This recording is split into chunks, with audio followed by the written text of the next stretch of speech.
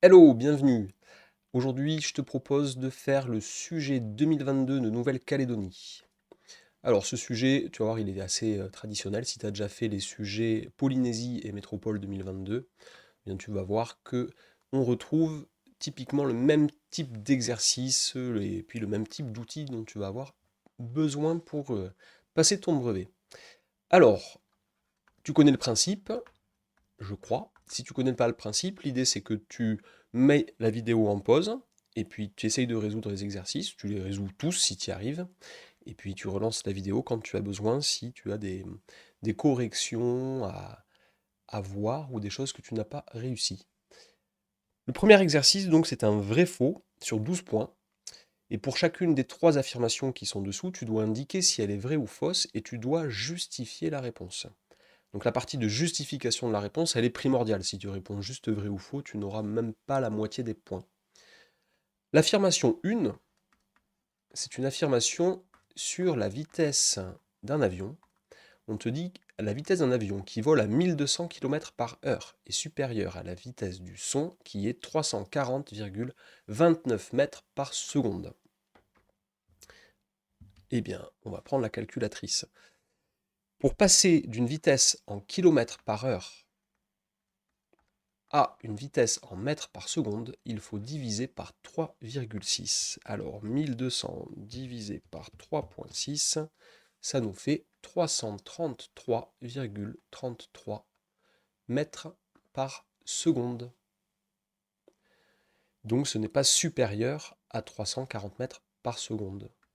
Donc tu réponds, ce n'est pas supérieur à 340 mètres par seconde. Alors le supérieur, tu l'écris en toutes lettres dans ta copie, évidemment. Réponse, c'est faux. Alors pour rappel, pourquoi on fait diviser par 3,6? Parce que dans 1200 km, il y a 1200 fois 1000 mètres, ça fait 1 200 000. Et dans une heure, il y a 3600 secondes.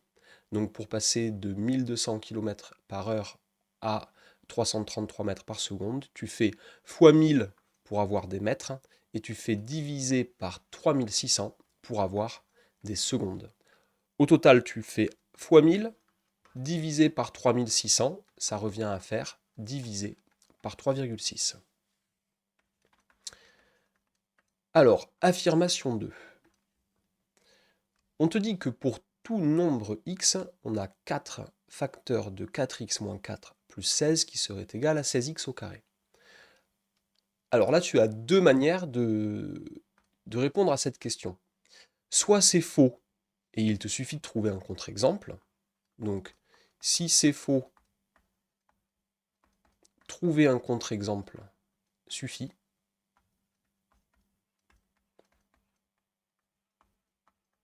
Alors un contre-exemple, ça veut dire, tu testes avec une valeur de x. Par exemple, on va prendre x égale 0. Ça te fait, donc on met si x égale 0, 4 facteurs de 4 fois 0 moins 4 plus 16. Ça fait 4 fois moins 4 plus 16. Ça fait moins 16 plus 16. Ça fait 0. Et 16x au carré, si x vaut 0, ça fait aussi 0. Alors, là, on voit que ça donne le même résultat. Donc ce n'est pas une preuve pour dire que cette égalité est égale. Et ce n'est pas non plus un contre-exemple. Si tu fais avec 1, ça ne marche pas non plus. Avec 2, 8 moins 4, 4 fois 4, 16, 16 plus 16, 32, 4. Ah ouais, 2 serait un contre-exemple. Tu fais x égale 2. Donc ça te fait 4 facteurs de 4 fois 2 moins 4 plus 16. 8 moins 4, ça fait 4. 4 fois 4, 16. 16 plus 16, ça fait 32. Et 16x au carré, donc 16 fois 2 au carré, ça fait 16 fois 4, ça fait 64. Donc là, j'ai un contre-exemple. Je vois que pour x égale 2, l'égalité n'est pas vraie. Donc, elle est fausse. Donc, avec 2, ce serait un contre-exemple. Bon, au final, je trouve que j'ai passé quand même un peu trop de temps à mon goût à chercher un contre-exemple et que ça aurait été plus rapide de simplement développer le cas général, Donc je te conseille ici de développer 4 facteurs de 4x moins 4 plus 16. 4 facteurs de 4x, ça fait 16x. Plus 4 facteurs de moins 4, ça fait moins 16. Plus 16, ça nous donne 16x. Et 16x, c'est différent de 16x au carré. Donc l'affirmation 2 est fausse. Voilà, ça va plus vite comme ça. Parfois, trouver un contre-exemple, ça peut être très rapide, mais s'il n'y a pas de contre-exemple, ou si la relation est vraie, ben, tu vas perdre du temps. Donc, ici, autant démontrer le cas général. Affirmation numéro 3. On affirme ici que 33 fois 13 est la décomposition en produit de facteurs premiers de 429. Un facteur premier, c'est un nombre qui n'est divisible que par lui-même et par 1. Donc si 33 ou 13 ne sont pas des nombres premiers, déjà ça règle le problème. 13, c'est un nombre premier. Par contre, 33, c'est 3 fois 11. Donc déjà, je sais que cette affirmation, elle est fausse, puisque la décomposition qu'on me propose de 429 égale 33 fois 13, eh bien 33 n'est pas un facteur premier. On peut aussi vérifier que 33 fois 13, ça fasse bien 429. Bon, ça c'est le cas, donc là il n'y a pas de problème de ce point de vue-là. La décomposition exacte de 429 en facteur premier, ça serait 3 fois 11 fois 13. Car 3, 11 et 13 sont bien des nombres premiers, ils ne sont divisibles que par eux-mêmes et par 1. Donc l'affirmation 3, elle est fausse également. Alors une fois n'est pas coutume, on va traiter directement ici l'exercice 2, puisque finalement l'exercice 1 n'était pas très long. Alors l'exercice 2, cet exercice est un questionnaire à choix multiples. Pour chaque question, une seule des 3 réponses proposées est exacte. Sur ta copie, tu dois indiquer le numéro de la question et la réponse A, B ou C choisie. Et là, pas de justification demandée. Et pas de point enlevé en cas de mauvaise réponse. C'est plutôt une bonne nouvelle. Alors, question 1. Dans un tableur, quelle formule faut-il saisir dans la cellule D1 pour afficher la somme des nombres des cellules A1, B1 et C1? Sous Excel, quand on veut mettre la somme, ce qu'il faut faire, la première chose à faire, c'est qu'on veut mettre un égal. Si tu ne mets pas un égal, Excel ne comprend pas. Donc dans ta cellule D1, tu vas mettre égal, et tu veux faire la somme des valeurs. Donc tu veux faire la somme des valeurs entre A1 et jusqu'à C1. Et donc ça s'écrit comme ça. La deuxième réponse n'est pas bonne, parce que Excel ne comprendra pas, tu n'as pas marqué somme. Et la troisième réponse n'est pas bonne, parce que tu n'as pas mis le égal, donc Excel ne comprendra pas. Soit la série des nombres 15, 10, 13, 9, 10 et x. On te demande quelle doit être la valeur de x pour que la moyenne de cette série soit 11. Tu fais 15 plus 10 plus 13 plus 9 plus 10 plus x. Donc ça, c'est comme si ça pourrait être tes notes, tu vois, ce serait des notes. Tu divises par le nombre de notes, 6, et c'est ça qui te donne la moyenne. Et tu veux que cette moyenne, ça soit 11. Donc tu te retrouves avec cette égalité-là. Tu veux que la somme de tes notes, tu as eu 15 en maths, 10 en français, 13 en histoire, 9 en sport, 10 en musique, plus une dernière note, divisé par le nombre total de notes, tu veux que ça fasse 11. Tu multiplies à gauche par 6 et à droite par 6. Tu fais 15 plus 10 plus 13 plus 9 plus 10, donc ça te fait 25, 38, 48, 57.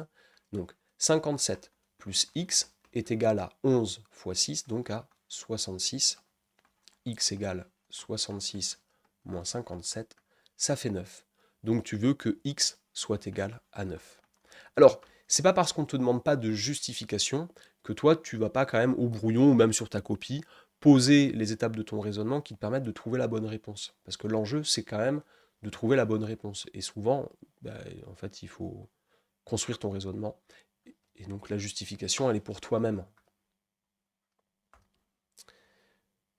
Petit 3.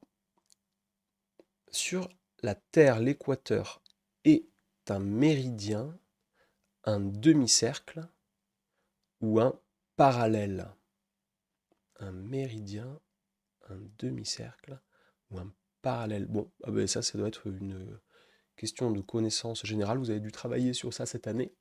Alors, un équateur, quand tu prends la planète Terre, on a tendance à diviser la Terre et on trace ce qu'on appelle des parallèles. Voilà. Et l'équateur, c'est le parallèle qui est ici. Donc la réponse, ça va être la réponse C. Petit 4. Le volume exact en centimètres cubes d'une boule de 6 cm de diamètre.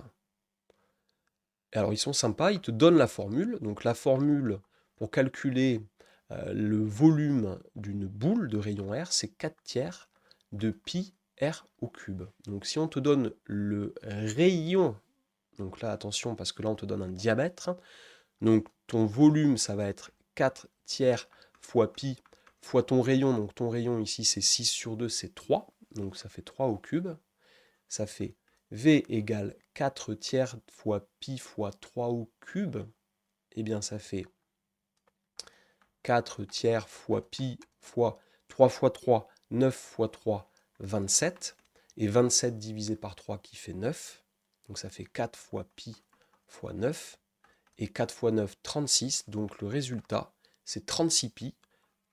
La réponse correcte, c'est la réponse A. Parfait, parfait, parfait, parfait.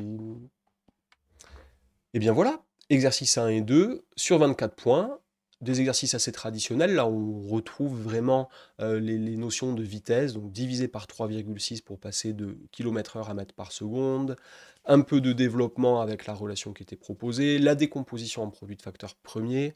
On retrouve vraiment beaucoup d'éléments, la moyenne, un peu d'Excel, des éléments qui sont vraiment attendus. Donc voilà, impeccable. Et bien, la suite dans une prochaine vidéo. Et voilà, à bientôt, j'espère que ça t'a plu.